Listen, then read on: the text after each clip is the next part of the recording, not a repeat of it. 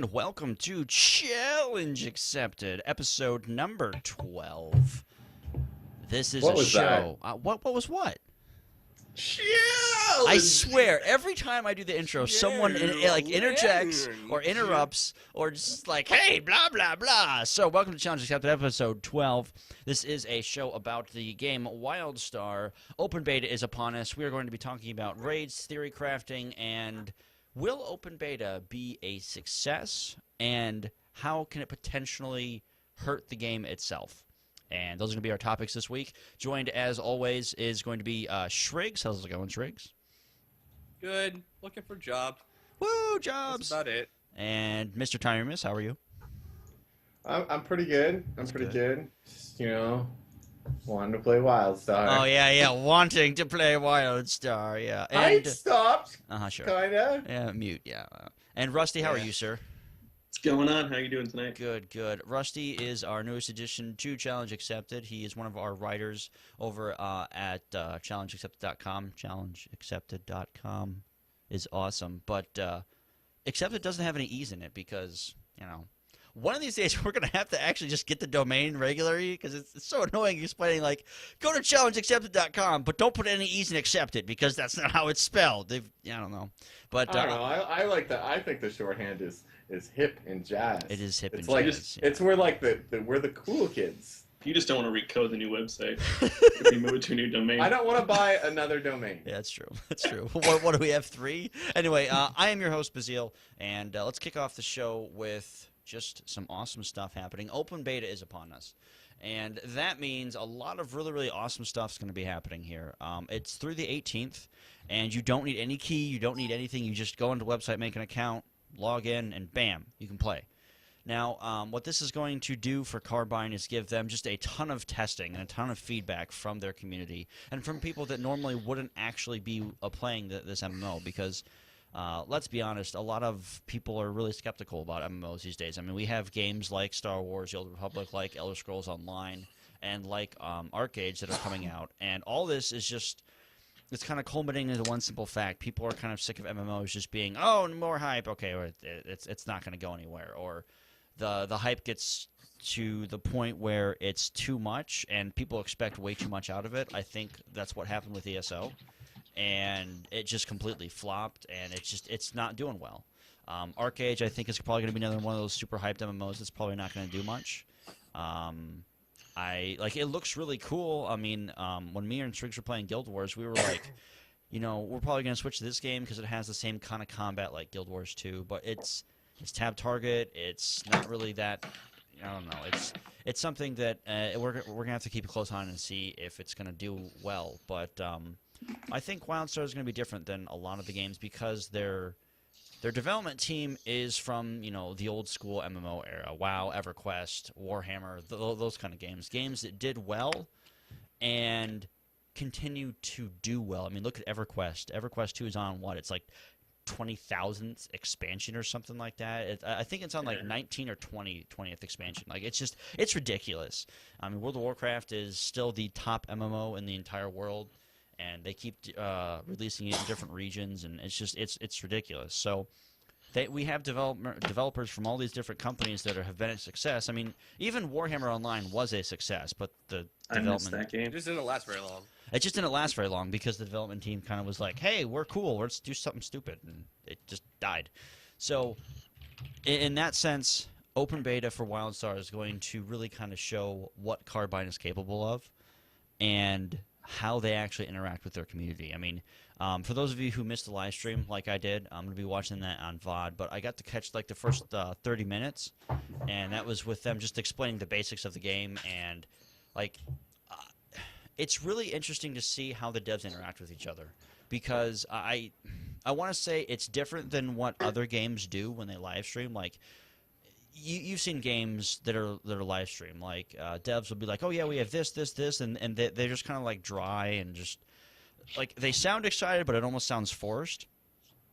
Like, every single time Carbine does a live stream, it's like they want to be there. They actually enjoy having themselves being streamed and interacting with just themselves, even though they see each other every day. So like I I think that that's something that's going to really carry them far, because everyone enjoys working with each other. But open beta for this game is really going to seal the deal on, I guess, the entire public opinion of the game itself. Tyramus, what do you think open beta's biggest hurdles is going to be? Open beta's biggest hurdles? Yeah, see, you pay attention.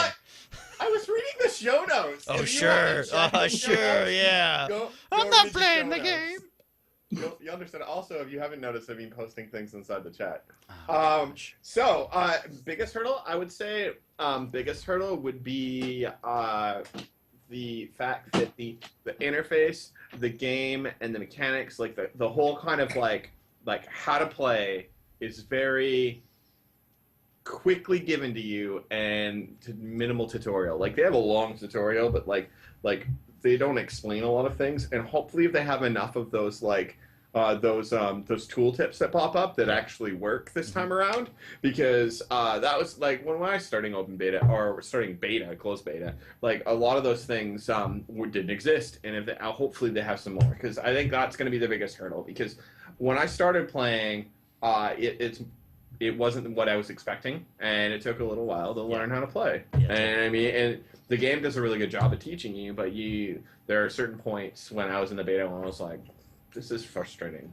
Yeah.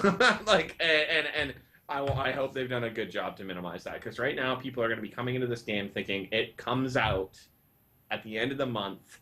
It's in its most done state. So they want to see what this game's going to be like, and they really want to enjoy that. I really hope they put the videos in too. I really hope that you can watch the cutscenes. Well, I miss cutscenes because they don't. Yeah, I mean, it's not going to be on the level of Blizzard cutscenes, because I think they. Are you kidding me, dude? Did you see the trailer today? Like. Yeah, but no. Those are all in-game cutscenes. Yeah. I'm talking about like opening cinematic. 100% 3D like cinematic cutscenes like Blizzard No. does. I think those cutscenes, those in-game, but like. Yeah, they're like, awesome. I'm not saying they're bad. I'm not saying they're bad in any way. Those trump Guild Wars 2. Well, sure. Guild Wars 2 cutscenes are just art and just stills. Like, those are awful cutscenes. Like, there's no effort put into those at all.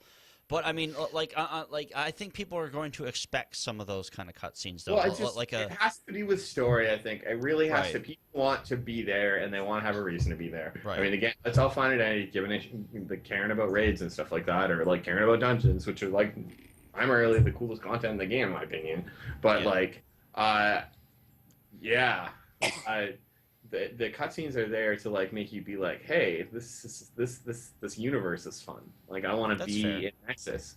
And there was a quote today during their live stream where they talked about how they designed the art, and they designed the color and the way the world looked and how it was. Like, you could choose to be in areas that are dark and dreary like other MMOs, or you can choose to be not even as much, but like if you like I mean, even Guild Wars and like a few of the other ones, they're not as colorful.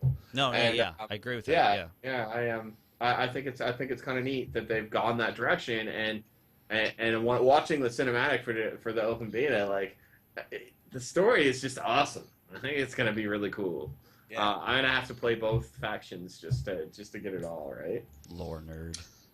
Hey, I was doing the scientist on the Dominion side today, and his science lores come up completely different than the Exile side. I didn't expect that. That's cool. Like props to the lore team at Carbine, because they really have taken the story and this new IP that is Wildstar, and really kind of give it that almost Lord of the Rings feel, like that super epic, like just super deep and rich history that Lord of the Rings has. Because like I'm not sure about you guys, but I'm a huge Lord of the Rings nerd, and whenever I read the books, whenever I watch the movies, I always feel like this was a part of our history, like this actually happened. And I think to a certain extent Wildstar really kind of does that for me a little bit as well. I mean, World of Warcraft did that for me too. I mean, their lore was just excellent. But I think that the lore team over at Carbine just has done a phenomenal job. Shriggs, as far as open beta is concerned, what do you think are some of the hurdles that they're going to have to get over? I think they need to open up the rest of the zones if they haven't done it already. I haven't had a chance to play it much, but there's a lot of content that's not quite open. Okay. I think the most they opened was there's two full zones that like you can't even go into. Right. Like, yeah. They're closed tested, and I think they're just fair, saving those for launch. I mean, like, yeah. To be fair, those are higher level zones, correct? I think so. No, it's like in the Dominion area, it's the area right after Aurora, and then in the Exiles area, it's the area directly after White Veil. Those two areas are completely blocked off by giant magical shields of technology. Oh, I know what you're talking about. Yeah. Your quest line abruptly dies in those areas. That's and you right, have to go it take does. a shuttle because Saying magical of technology is fun. All right, so you feel that they should open up the zones a little bit more and kind of give people a little bit more depth and a little bit more less linearness to the game. Okay, all right. Rusty, what are some hurdles that they're going to have in open beta? I think Tyra's right that you're going to have some issues with the UI is new, it's different. Yep. It's going to be an issue to get people to come into that. But I think probably one of the biggest issues is just going to be people are going to, you're going to have a lot of open beta coming in.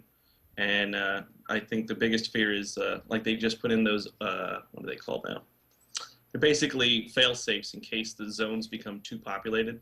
That it will instance the zone. Yeah, so that actually brings up a really good topic there, Rusty. Yeah, which went crazy last night when everyone found out about it. They lost their minds. Okay, so they're doing overflow servers basically. Oh yeah. My initial reaction was like, what? No. And they're then purposely stressing servers so that they can find out how much a zone can actually handle. And how many people can question it before it becomes unplayable. Well, they were saying that the overlay won't pop until almost a third of the entire population on a server is in one space. Oh my gosh. So I mean, you will rarely see it, but they're worried about open beta's first day and releases first day crashing every server that they have. Which is honestly the best way to handle it. Yeah. Remember 2004 when World of Warcraft came out? Every server was down for like a week and a half. It was so bad. I got like 2 hours of playtime, and it was awesome. Yeah. I mean, okay, so again, Rusty, that actually brings up a really good topic. Is that was kind of my thing, is overflow servers are a horrible idea. Now, with what you said, why they're doing it, that's an excellent idea because it allows them to stress the servers and, like you said, just really kind of get a concrete view on what's going to be acceptable for play. So I think that for testing purposes, yes. For launch and for the game itself and its lifespan, no. Because if you look at Guild Wars 2, who also does overflow, it's a horrible mess when they release some sort of like world boss that has to coordinate with like 150 people and like 2 people get stuck in the overflow server and you're like, well, those 2 people aren't on TeamSpeak and they could potentially wipe the entire group. So it's a real problem though, and it's something that has to be handled properly. And having them test these features and test how it works in beta, and then actually like design the game around how many people can be doing what. Because at launch, you're not gonna want to be like questing and then run into an area and be like, oh, I can't kill any of these things. Yeah. Or your challenges are all locked. Your kills are all locked because there's 900 other people killing the same thing. Yeah. It's challenge started, and you turn to like go kill the things, the challenges, and they're gone. Yeah. And you're like, well, I'm not gonna beat this. Challenges are gonna be an interesting thing at launch, but thankfully we have. I mean, you can redo the challenges at any time. And as long as you're in the area and you know where they're at, you can redo them. So, honestly, they pop in your quest log now too. Yeah, yes, they do. That's annoying personally, but I think that the way that they do it is because they're also tied to achievements. As the achievement whore myself, I can get to level 50 and then do all the lower level zones like really quickly and just knock them out.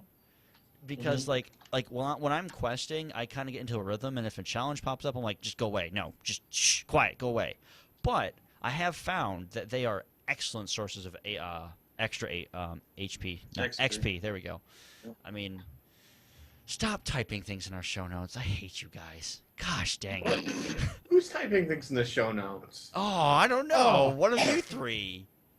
That's silly. Gosh, I know. It's just terrible. Anyway, so the I think that we've covered this topic pretty well. So let's move on. By the way, if you don't know, open beta is starting, so you guys should try it while it starts. It's really cool. I mean, after start patching it now if you're haven't already patched it. Yes. Although I think there's like 4 people in here, so I think this will be a show that people go back and watch. Probably because we have super streamers and whatnot, so that's okay. All right, so let's kind of go on to raids and what we think that raids are going to be kind of comprised of. This is going to be a topic for a long time because there's not going to really be a right set of numbers for healers and for tanks and for DPS because the game just That's not what they said though. Yeah, but see, I completely because a 20 man's going to have 3 to 4 healers and 3 to 4 tanks or whatever. So I think that if you want to do it that way and just go like the standard MMO route, that's fine. But people are going to figure out how to just have like 3 healers in the entire raid and 1 tank and just DPS everything down really quick.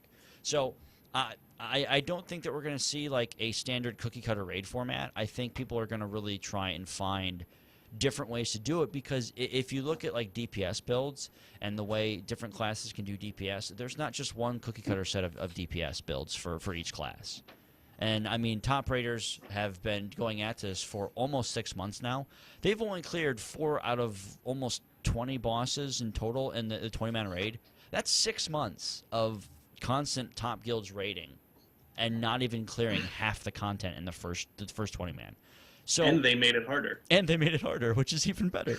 So I mean, like if you look at it, how raids have been in the old school MMO setup, it is going to be normally it's 2 tanks, 3 to 4 healers, depending on what fights you're doing, depending on your raid, depending on your your group composition, whatever, and then the rest is just DPS. Mostly it consists of range because that's the way World of Warcraft did a lot of their fights for some reason. I guess they just hated melee classes. I don't know why, but if you look at it, most raids had a lot of range and a couple melee, and then the rest were all just like healers and like maybe a tank. So in the terms of raiding and what we're going to see normalize, it's not going to be the same thing as World of Warcraft, as Star Wars, as everything else. So Rusty, I'm going to start with you. What do you think that we are going to see? I don't want to say most discussed because we can just look at the forums and go off that. But what do you think that people are going to fall into or what trap do you think people are going to fall into in terms of raid composition and how they try and set up their raids?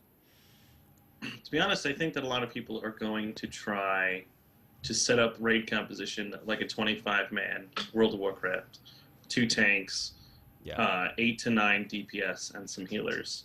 But I mean, Genetic Archives, which is our first 20-man, has 6 bosses, 10 mini-bosses, 5 encounters, and it's split in 2 acts.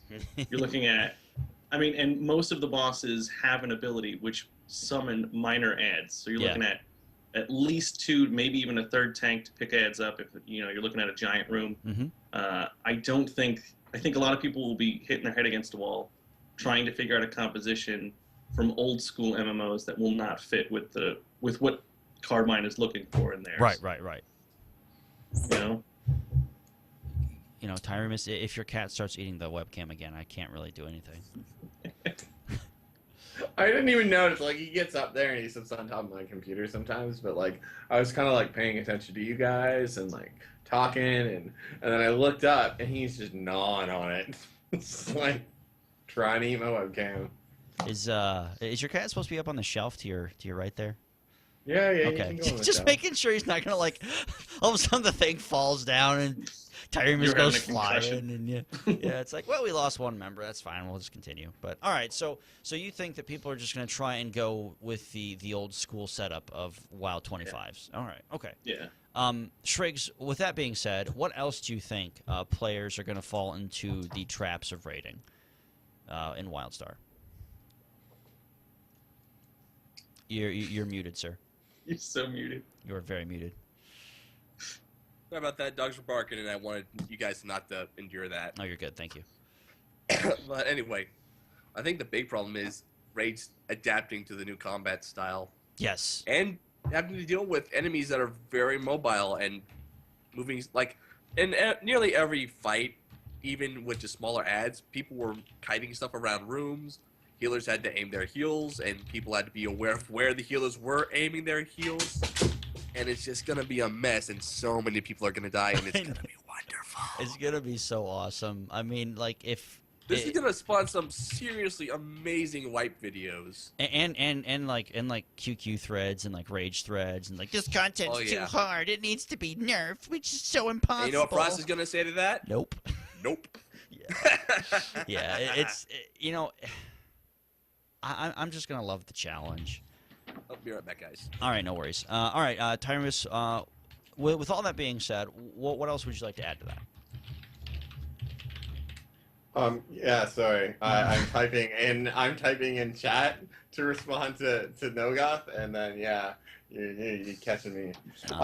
Raids. I'm curious what they're gonna do with difficulty. Like, they have a lot of options because of their telegraph system, and they've done a lot to create environmental hazards. I mean, they showcased today on the live stream where they have to run through the eggs, and it's on a bridge, and if you hit an egg, it blows up, and then gives you disorient. That's gonna kill so many people. That's gonna be 40 people running through blowing up eggs, and then there's like disorient, and then they're like running off the edge and stuff like that. That's gonna be me. I'm gonna be like, damn it, I did it again.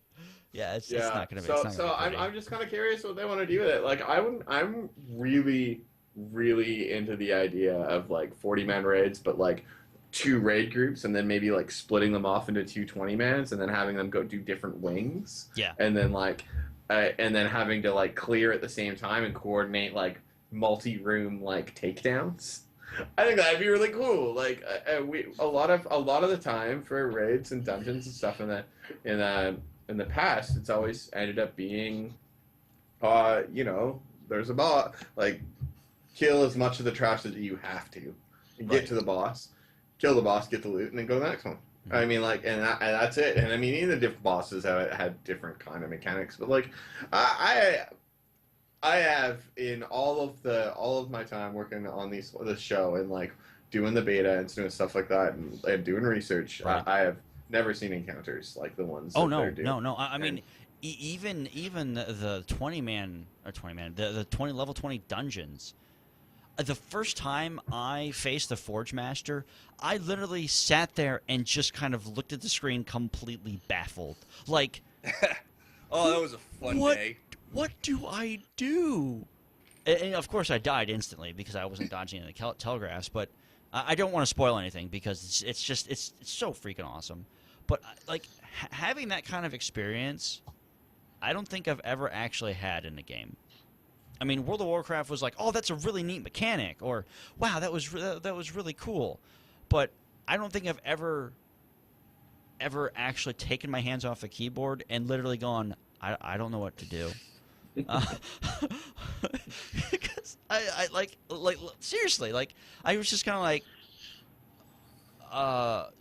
do I? Like, I'm really stoked for the adventures too. Yeah. Like they're taking other games that are successful, like League of Legends, and they're going, hey, we could do that for like something. Like let's give this to these guys and let them have fun. The favorite game I'm looking forward to that they're ripping off is Oregon Trail.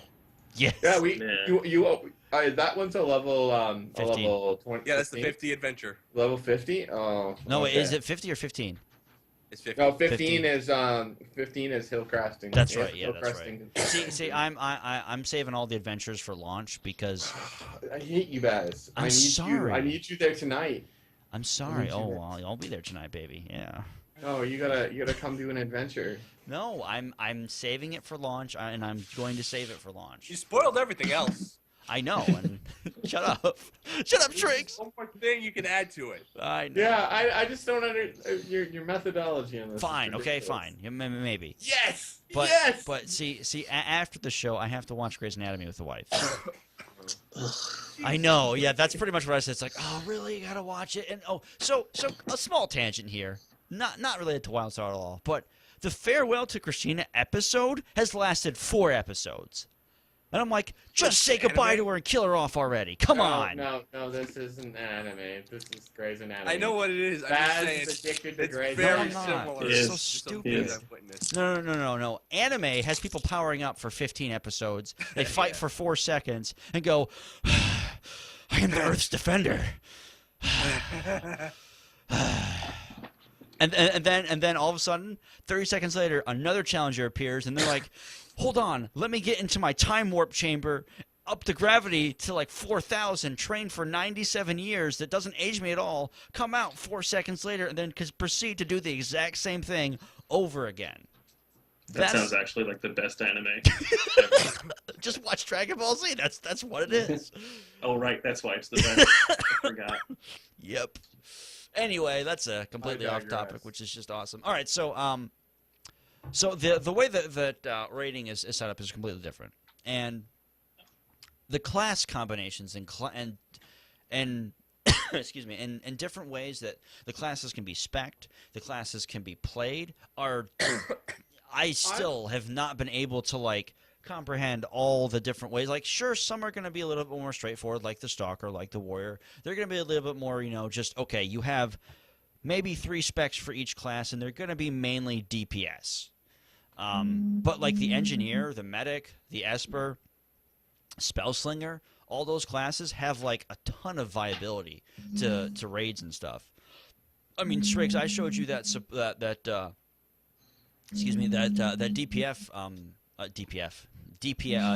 debuff build for the Engineer, and it was just like, wow, this is completely different. Like you don't see that. Like a class isn't. You don't build the class just to debuff the boss and give everyone else extra DPS. Like that's normally just like a skill you would throw on your hotbar every couple of seconds, but. Like, this was, like, actually made to just debuff things and while doing DPS. But, Tyramus, you wanted to cut in there, so go ahead. No, it's okay. I like your topic. We'll come to mine in a sec. All right. So, as far as that goes, and Nogoth, if you're getting reverb, that might have been Rusty's phone there for a second. Yeah, I heard that, too. So, Yeah, it's We're my okay. girlfriend. She forgot that we were doing this tonight. oh, nice, yeah. Mm-hmm. Honey, be quiet. Like Click. I send you away for a purpose. It means you don't call me. Here's $100. Go to the mall. Just Go do something. Go do something. Not, No. Yeah. Tell her to go play some Wildstar. Exactly. Yeah, I got to finish building her computer. Ah, okay. Anyway, okay. So the way that classes are designed and developed, Tyramus, I'm going to start with you on this. How do you think that we're going to see a vast difference in the way top guilds run? Because normally top guilds do the same thing pretty much. I think I was discussing this with you the other day, and I'm kind of curious to see like instead of having in a larger group, like I know this isn't going to work like in 5-mans, but like in your 20-mans, instead of having 3 dedicated healers and then having 3 dedicated tanks. I'm kind of curious what it would be like to have one of each of those primary roles, Mhm. and then spread out the off heals across the entire back end. Like every single person who does DPS has a heal, because you had like 10 medics in there, all with flash heal. That's 10,000. That's 10,000 hit points. Bam. Now, you could keep a raid from dropping, and the difference is you're spreading that out. is Flash Shield AoE? Yeah, it's AoE. Oh my gosh, that'd be so funny. You could just What's the like, cooldown bam. on that? 12 seconds or something. Oh my gosh. Let me tell you. Yeah, I will be able to tell you in Hang on. momentarily. Let me look at WildStar ws-base.com and tell you. But I'm not going to look it up in game. Wink, wink. I'm not in game. Yeah, I promise you. I'm Promise you. My promises are worth everything. Wow, so don't ever... Okay, gotcha. Oh my Don't you gosh. shake your head at me. Wow. Okay. Yeah. So confirmation from the flashing- fiance. All Flashing right. Gotcha. 15-second cooldown. Oh my gosh. It restored at level 43. I've got it restoring 1,904 hit points to 9 allies. Wow. So like you could if you had half your raid, like your back end DPS, like long range, or your back end DPS or whatever, like I guess they're kind of mid end DPS because they're medics. But if you had with a bunch of large heals, like there's a big one for the Spellslinger and there's a big one for the Esper, then they all had that as their eighth button on the thing. And then every now and then, when the whole raid was starting to suffer a bit, you'd have groups of people that would deal with orchestrating that area, and then that way, instead of having a group of 3 healers that had to like run around and heal a group, you could actually spread your raid out around the boss and have people in different areas and not have to worry about having healers run back and forth and try to get to them and having that whole like issue of trying to. Well, So, that's something I think we should try in our group. I think it'd be an interesting kind of way to see how things work, because I think that we're going to be really seeing a lot of diversity in terms of like just healing compositions in general, because you have the Esper, which is probably the best healer in the game, in my personal opinion. Because I've looked at the Wildstar logs and the 20-man raids that they do, and they're always top healing because they have single target heals, which then allows them to do AoE heals. So they're able to keep the tank up and keep the raid up almost like simultaneously. They're really, really good healers. Medic is going to be the second best because they're good at the melee groups. They're good at just that small, tight little thing there. They can restore shields. They have a lot of different buffs. And then we have Spellslingers who are a little bit, I think, underappreciated, and I don't think people have really quite figured out how to use them properly yet, because all their heals are completely aimable, and if you don't hit it, there's a couple AoEs. There's it's a really, really interesting concept. What I'm to see interested, the healers, what I'm interested in, and I'm going to play Spellslinger at launch, so I'll probably be able to have an opportunity to heal with it, right? I mean, because I can. Is the whole line of sight healing with your primary like heals being mostly just one long line. So you actually like I saw a guy doing an arena. I linked it to you guys the other day, and he was he had to line up as many of the guys as possible in that line before he cast it, because if he cast it too early and he only hit 2 of his buddies, that third guy's going down. So he needed to like kind of line it up perfectly and then like let it go, and it was really interesting. It was really interesting watching him do it. So Shrinks, go ahead. Yeah, I know a situation in the 20-man raid where the Spellslinger excels at healing more than any other healer. It's during the Guardian boss fight, the dude who has the pillars that transport you to the death room. Like in the phase where he's shooting out lasers and everyone has to stack up to take the hits. Everyone is in a straight line. At that point, with Spellslingers in the back, they are getting everyone with their best heals. Yeah, I mean, it's good that you mentioned that, because it really shows the diversity of the way that healers are going to be in this game. It's not just, well, we can heal a raid with 4 paladins and we can be fine, or all we need is 1 druid and we can heal 97 people. I mean, it's or a shaman. I can heal just heal 90 billion people with chain heal and a bunch of stupid other crap. So I think that it really shows the dynamic care that Carbine has put into each class individually, rather than going, well, we can make a paladin kind of like a shaman, but we'll give them a different casting ability, and then we'll call them different classes.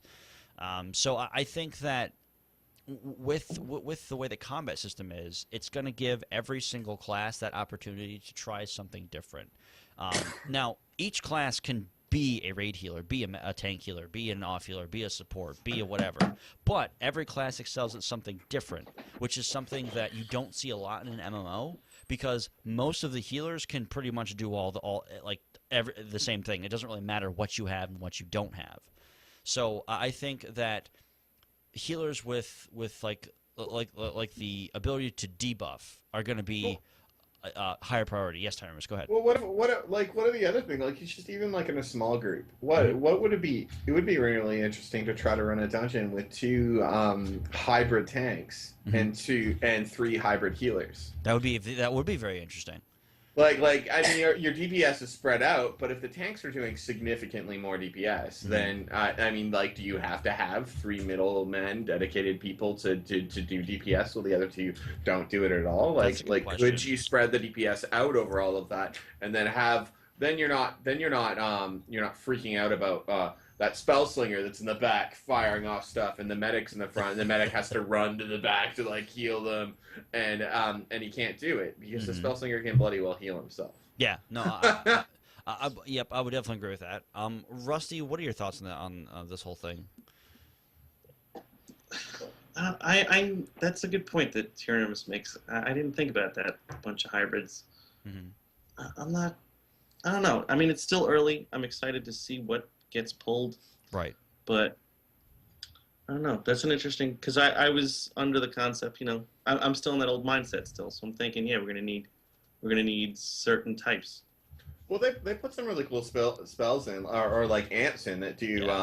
A good example, like the only reason why I can heal with my DPS spec with my medic is because there's power converter. So I take the hybrid build, and then I use power converter to switch my assault power into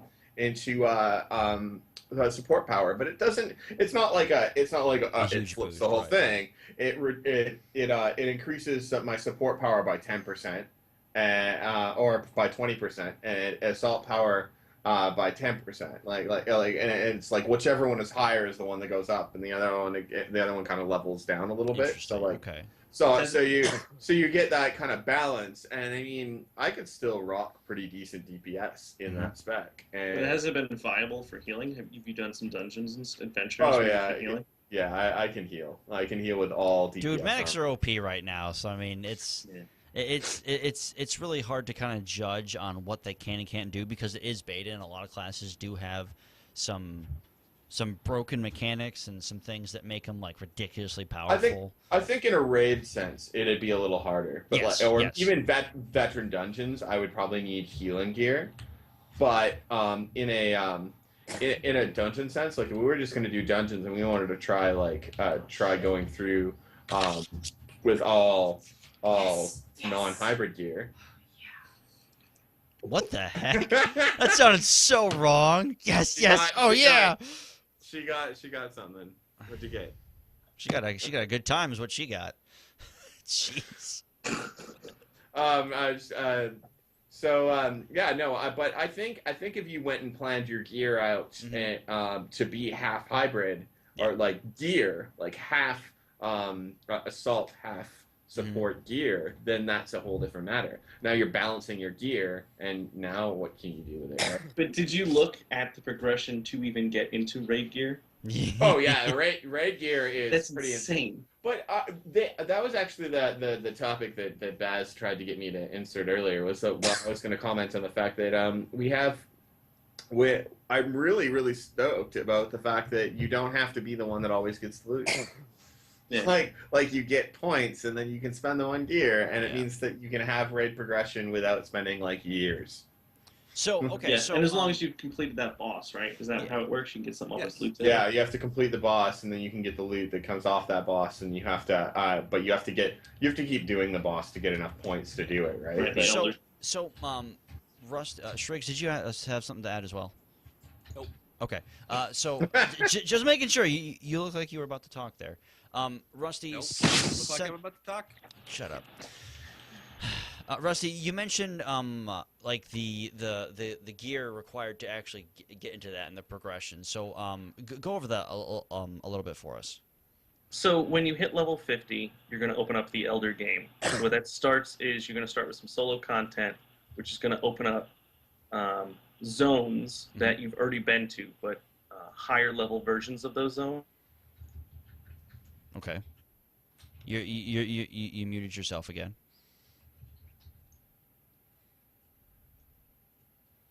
Did you break something? He broke something. Anyway, while he's fixing that, we'll hang on. We're having technical difficulties. One moment here. Anyway, so basically, what he's talking about is we have certain levels of progression that is essentially like gated content. You also have attunements, which, Shregs, how do you feel about that kind of stuff? No, and I'm cool with attunements. I liked them back in the day. It was kind of cool having a thing that you got to do with your guildies that were more experienced than you. They would take you to the place. You got to see cool stuff you don't normally see. Mm-hmm. As long as they handle it right, yeah. I think, yeah, and the whole like you have to go to the place that you're going to port to the place. Like it just makes sense to me. Yeah. It's like not even just that, but having quest lines to open up pieces of content. Yeah. Mm-hmm. Okay, Rusty, you should be back now, so go ahead. I hope I'm back. There we go. Yep, you are. There it We is. can hear you. I think that Skype's coming. Skype's awesome. It's just a wonderful program. So once you do your dailies, you're going to do those for a couple of weeks and get your quests done. That'll give you gear that will let you into the veteran dungeon. So you'll have your 4 veterans and your 6 adventures, 4 dungeons, 6 adventures, and you'll have to grind those to just get the gear to start attunement. You see, that actually brings up a hilarious point. Everyone's like, oh, man, everyone's going to clear the content in a month after release. And I'm like, that's funny. No, that's not going to happen.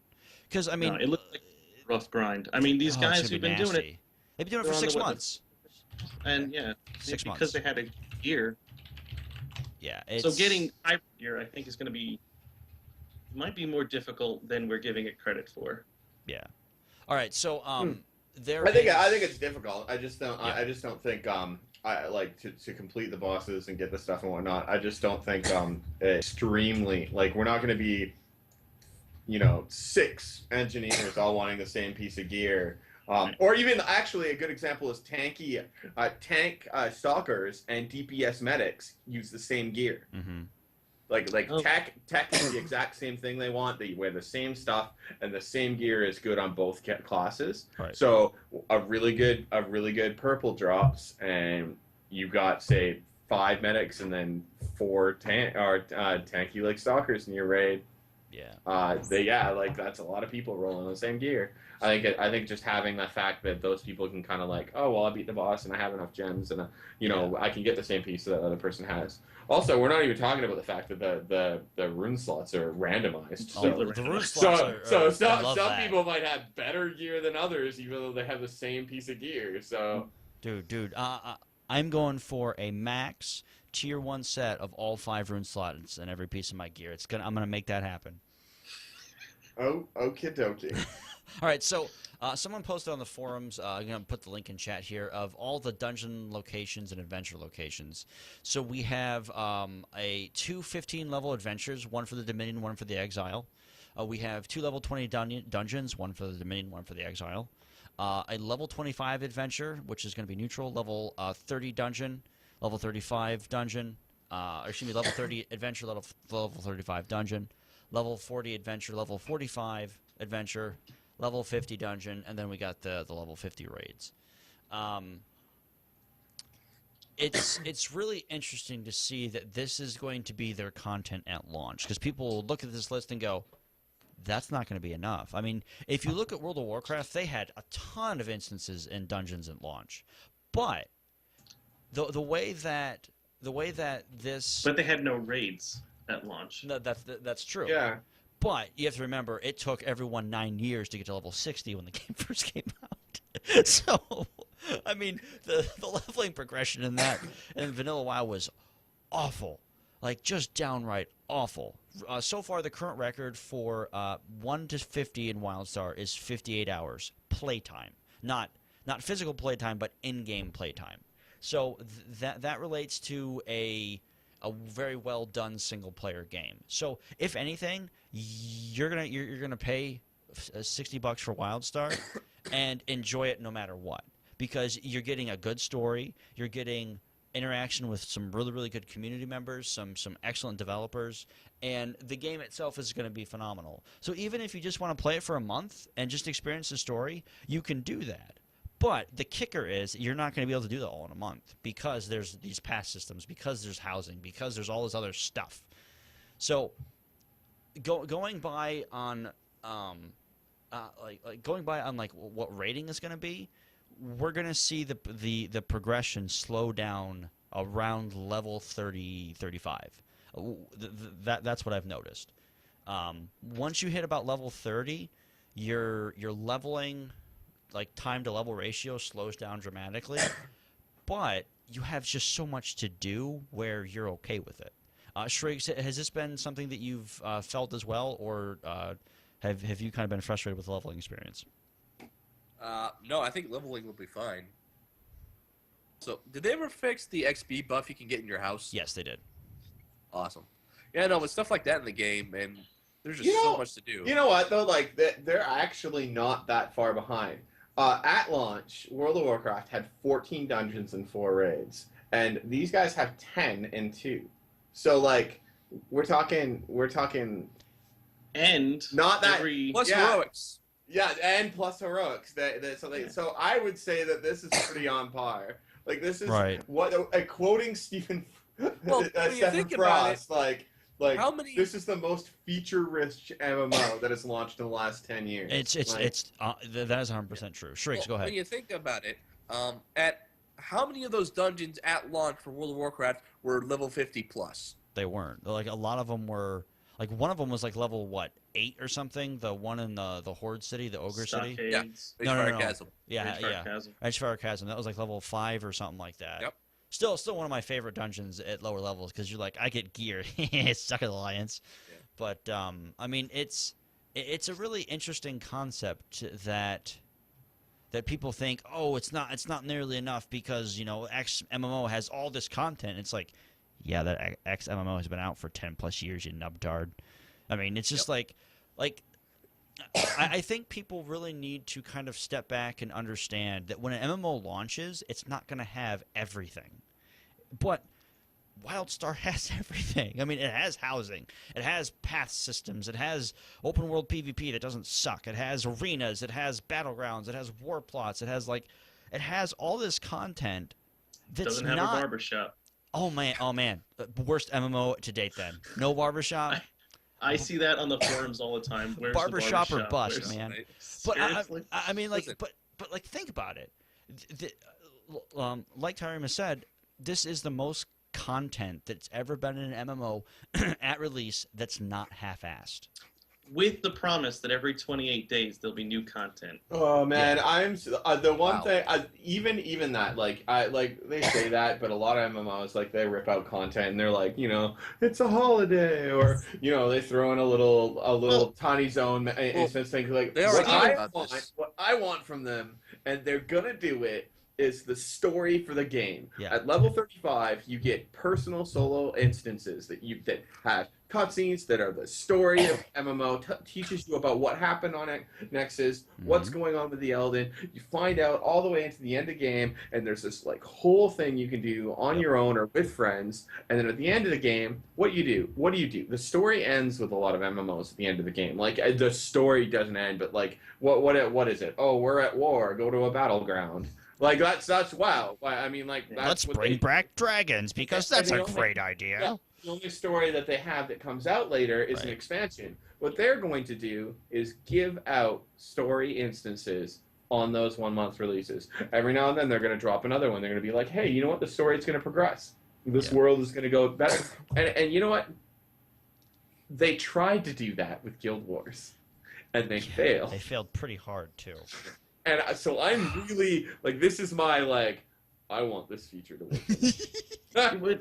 Secret World had that same. They had a promise every month they would pump out new content every 28 days, and for the first 3 months they were on target.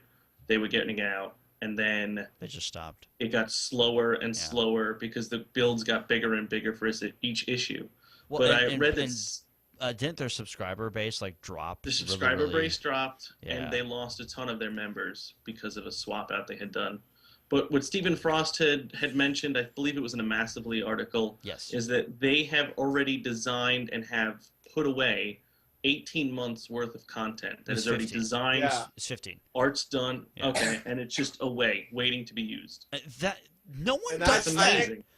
That's smart. That's like, oh, hey, you know what? We want to make this promise. We want to do this thing, but we know it's a big task. Instead of just going like, oh, well, we'll do it when we're done. Like, no. They purposely made content, not to. And this is the same thing. Like, this is the same thing that they did with like Street Fighter or whatever. What was Capcom did? They made all their DLC and they put it on the disc, and then you had to pay for it. But instead, this comes with a subscription. This is why a subscription fee in this game is good. Mhm. You're paying a subscription fee to subscribe to content coming to you. Well, not only that. I mean, we're completely off topic here, but whatever.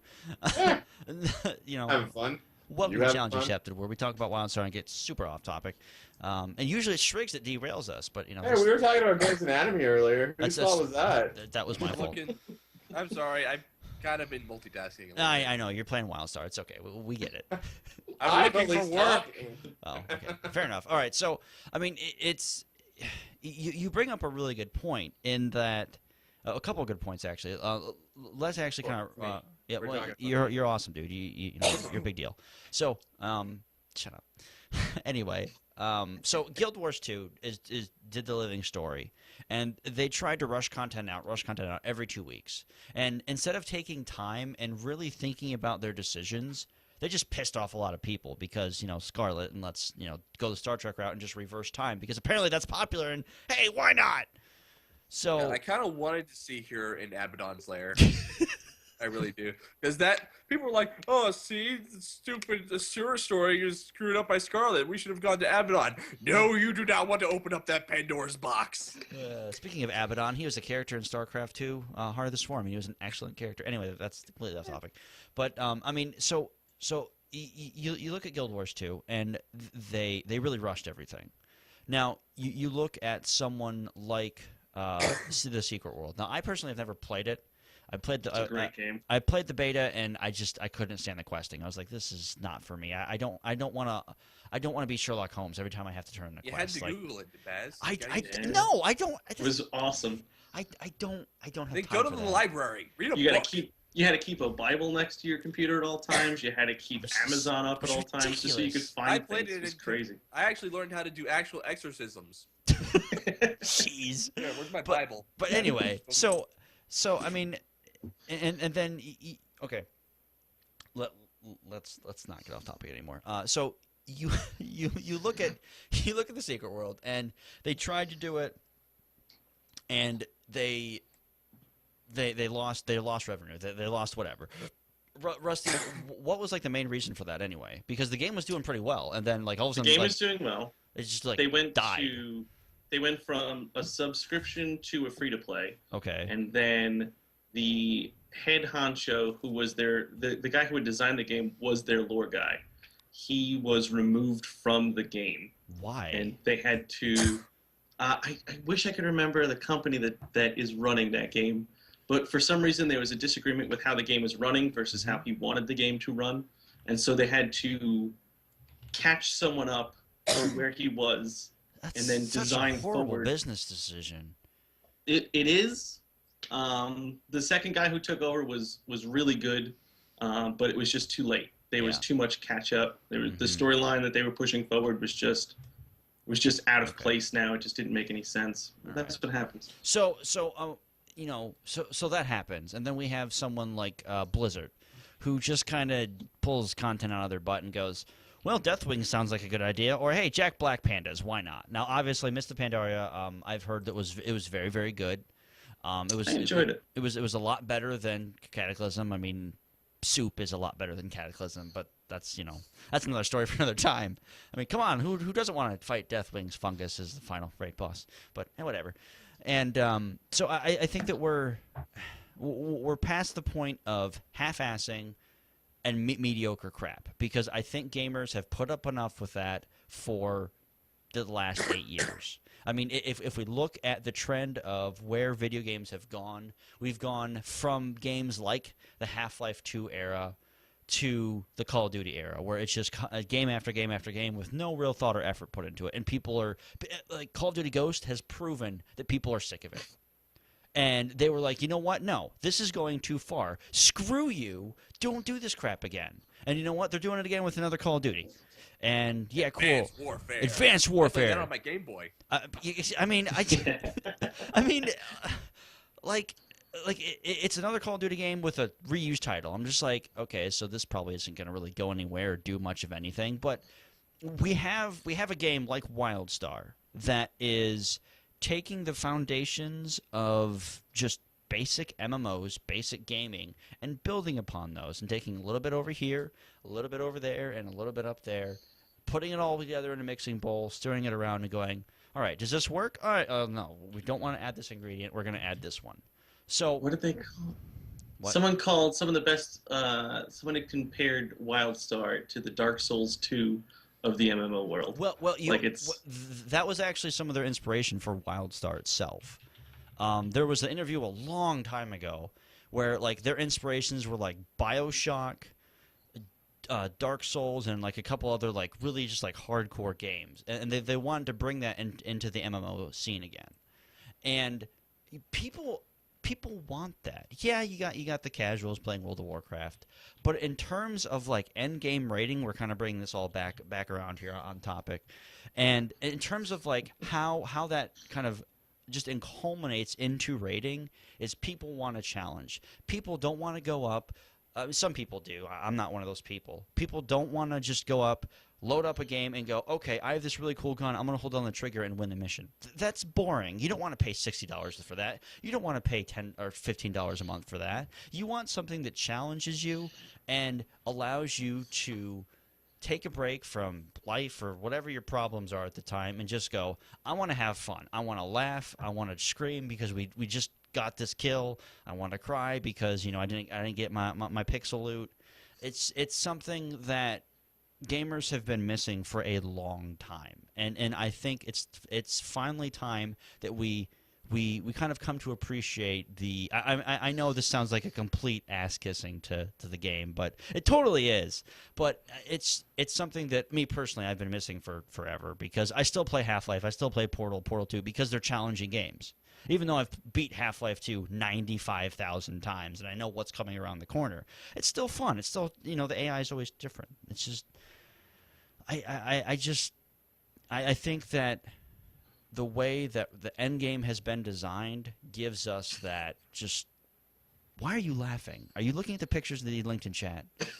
No, I would not do that. Gosh, you guys are terrible. See, now I have to look at it as. That's terrible. Advanced wow, such mediocrity. Gosh. I guess we bring everybody in on this. Might as well link him in chat since we're just whatever. Anyway, so I think that the way that rating is going to end up is pissing off a lot of people and Garbo going, I don't really care. You're going to either have to get good or you go somewhere else.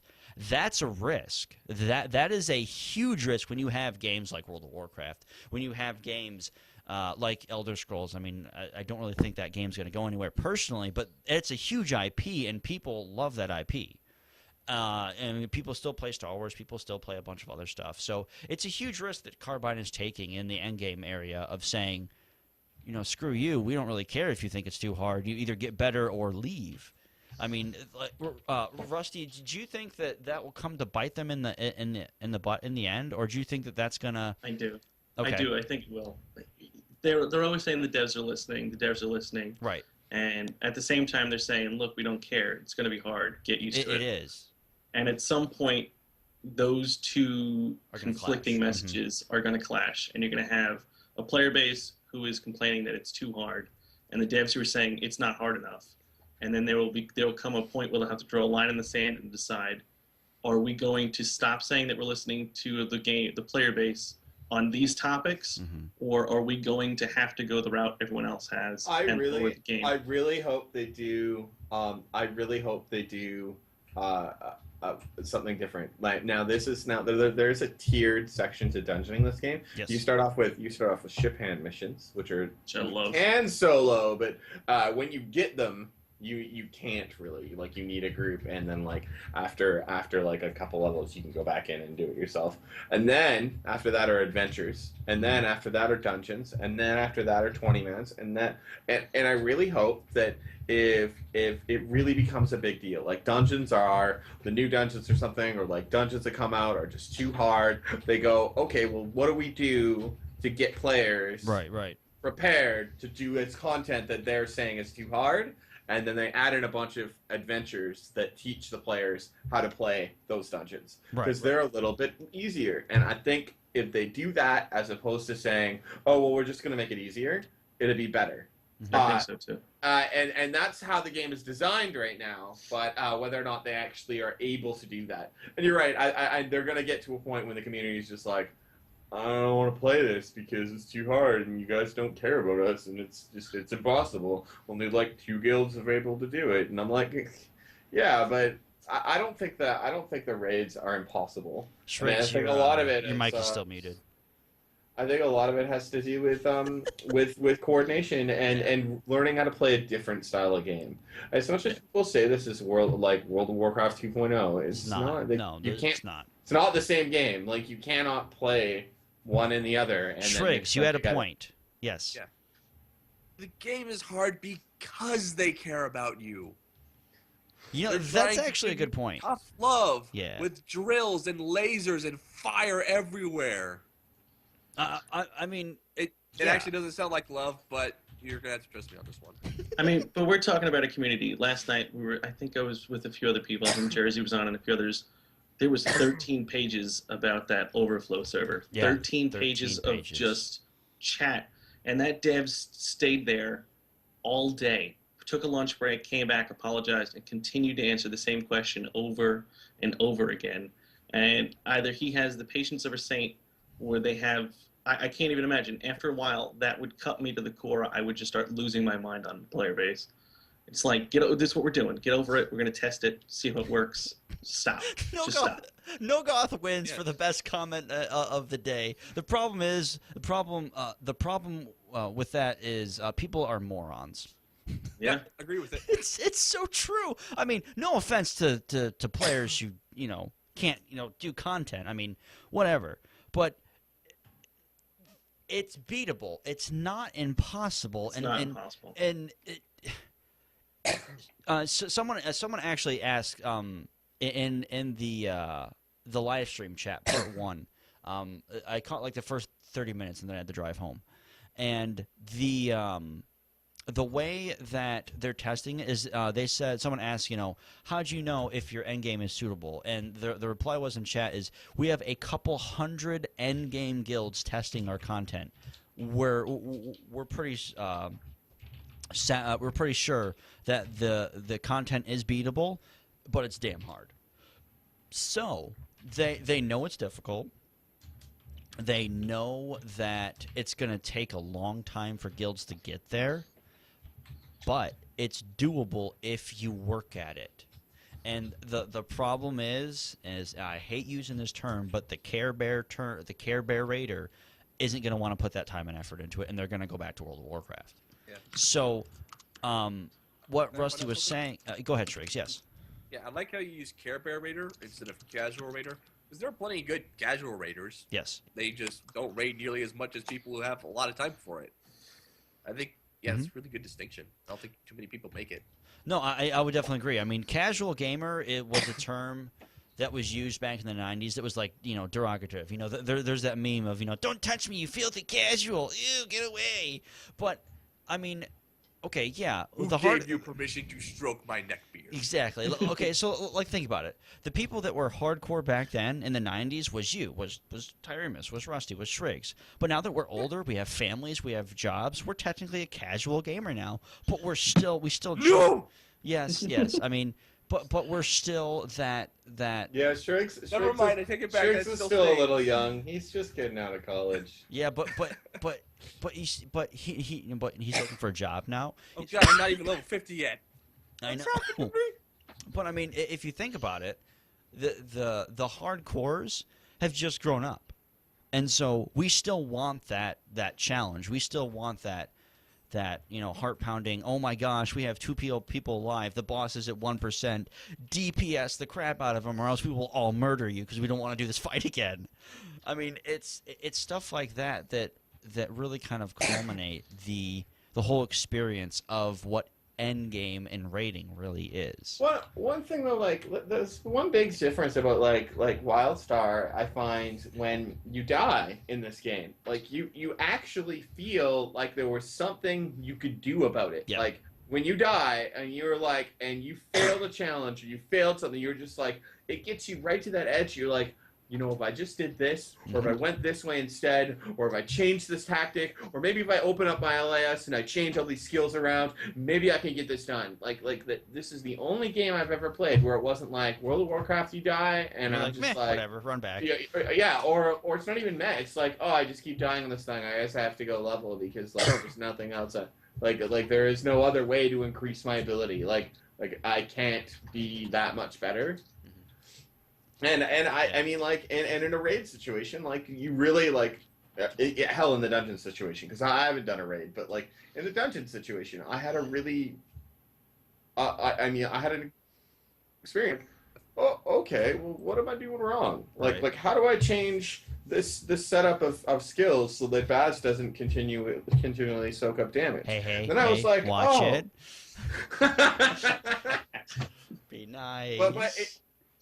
But yeah, like, and that's a big deal. So like, I've never had that feeling or experience in other MMOs. Like most of the time, it's just like, these are the things you do. This is the most powerful spell. Spam it as fast as possible because it's the only way to play. No, and you know, and that kind of brings it around to the whole cookie cutter topic of builds. And you know, a buddy of mine, Matt, who I work with over at my job, he's a longtime WoWer. And he currently plays a Warlock, and he was telling me about his rotation. He just kind of like spams like 2 spells, and his Shadow Bolts hit for like almost 2 million apiece. And I'm like, wait, they got that high? Yeah. It's which is why in Warlords of Draenor they're completely reducing it down by like 300%. Yeah, he's like, yeah, it's kind of stupid. Like I like crit the boss for like 2 million of chaos gold, and like it's stupid. I'm like, okay. He's like, and like apparently his Warlock can have like almost 1 million health unbuffed. And I'm just like, wait, what? What? You're getting to a point.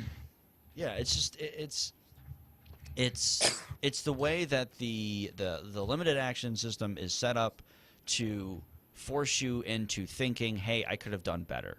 Like now challenges, I get pissed off at challenges because a lot of times things don't spawn fast enough, and I'm just like, they're infuriating. It's like I need one, just spawn, I need one, and then it's like challenge failed, and I'm like, to jump out my window in frustration. And it's just luckily, you know, it's only a couple feet, but I mean, it's frustrating. So that part of that is fine, but anywhere else that you die or fail, it's always your fault, hands down, 100% of the time. There's no stupid BS like just stupid randomized crap like there was in Karazhan. The last boss with the meteor drops, that was the dumbest idea anyone could have ever come up with, a stupid endgame boss. It's like, hey, you get bad meteors? Sucks to be you. You're going to wipe even if you have the best gear on. And it's just like, okay, so there's really no like actual skill involved here. I mean, I remember on my rogue, I could stay in the meteor for most of the time because I had Cloak of Shadows, and I would be immune to the damage and just kind of stay in there. And then Shadow step away, and I was just like, okay, this is stupid. I mean, Karazhan's still one of my favorite raids, but whatever. I mean, it's you really gotta kind of appreciate the difficulty that Carbine has put in place. Now, to be fair, yeah, the game's hard, but they really teach you what to do by the time you hit level 20. Like, they really introduce the telegraphs, and then the speed at which the telegraphs come at you, because level 10 mobs, they're nothing compared to, like, level 30, 40. Some of those mobs have telegraphs that make me go, what the hell? I didn't even know those could be telegraphs. Yeah. Aren't you supposed to be in a dungeon? Yeah. What? Like, I look at the telegraphs of some of the mobs out in the world level 30, it's like, aren't you supposed to be in the dungeon? Well, I mean, there's a couple mobs that have a telegraph that's like 400 meters in a circle, and I'm like, what the fuck do I do now? But you know, like the first time I encountered it, I'd already used both my interrupts, and I was like, well, crap, I'm going to die. And it goes off, and I just get completely obliterated. I was like, well, I have to actually. Here's one of my favorite telegraphs. In Wild Run, there are these sword maiden people, and there's just one type of them that has this particular telegraph where she loads it up, and then you instinctively dodge backwards to get out of it. Immediately after it does, there's a second one that's even faster than that goes right where you dodge to. Nice. It's like most of these newer telegraphs at the higher levels are just there to screw with your head. Yeah, there's some really, really fantastic telegraphs. But that's going to be everything for the show, guys. I think we've exhausted most of our topics for this week. And let's be honest, we all want to go play open beta because it's going to be awesome. I want to so bad. Yeah, well, you've already been playing, you little weirdos. I'm just sitting here waiting. Oh, yeah. Queue up for No, he's sitting there waiting. Yeah, exactly. I am waiting. All right, guys. So, Shriggs, I know that you have some. Did you get the patch notes? I have one big one. Okay, so for some reason, Carbine thinks it's a really good idea to email us patch notes that have never been released to the public. So it's either like a couple pages or like one or two big changes that's coming in the near future. So, Shriggs, what has Carbine told us this week? Well, this is actually pretty serious. According to Carbine, we all know about their recent patch note where they fixed the issue with RAM leakage, where loading into the world eats up way more RAM than it should be. Right.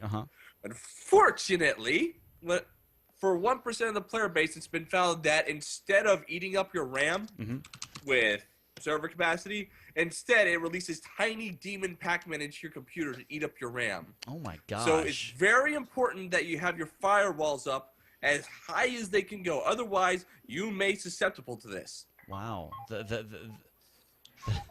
Oh God, no! That sounds like a pretty horrible bug there. I hope that gets patched soon. Shriggs is having some trouble here with the patch there. Apparently, we're gonna end the show and. Okay, apparently he's throwing things. All right, so. It's dead. You okay, Shriggs? Did you get him? You get them? Okay, good. Excellent. Sounds good. All right, so you can find us on all the social medias. It's going to be our Twitter's going to be @ChallengeFailed. Give us a follow there. We'd greatly appreciate it. We tweet out all the time. And if anybody's around and wants to join me, I'll be doing it. I'm getting there. Holy crap! Let me just close the show out. Intro and the closing. You're like, let's just interrupt Baz. Screw him. Whatever. All right, so Twitter is going to be @ChallengeFailed. Facebook is going to be facebook.com/ChallengeAccptd. No E's and Accepted. Our website, of course, is going to be challengeaccepted.com. No E's and Accepted as well.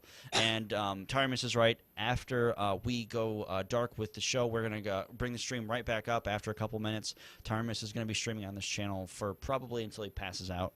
And then so it's going to be a lot of fun. We are always looking for writers and content producers for our website. Currently, I'm looking to put together an esports team for the website itself. More details on that in the next couple days or so while I get that working. But thank you guys for watching, and we do appreciate your support.